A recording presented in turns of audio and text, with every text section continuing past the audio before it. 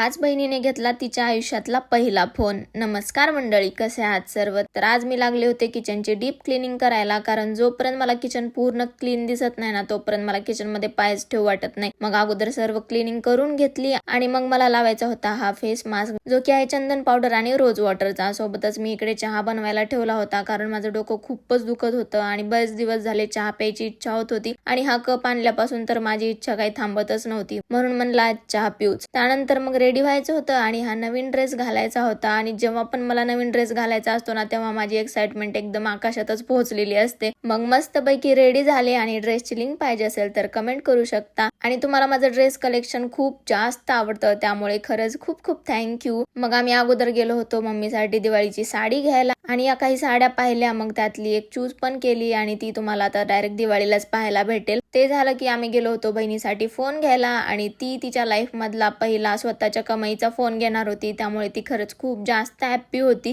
तिला कॉंग्रॅच्युलेशन्स म्हणायला विसरू नका. त्यानंतर मग घरी आलो, घरी येऊन फ्रेश वगैरे झाले, स्किन केअर केली. तोपर्यंत मग राहुल पण आला आणि मग तो आला की आम्ही जेवण वगैरे केलं आणि आजचा दिवस खरंच खूप छान गेला. Thank you so much for watching. Okay, bye.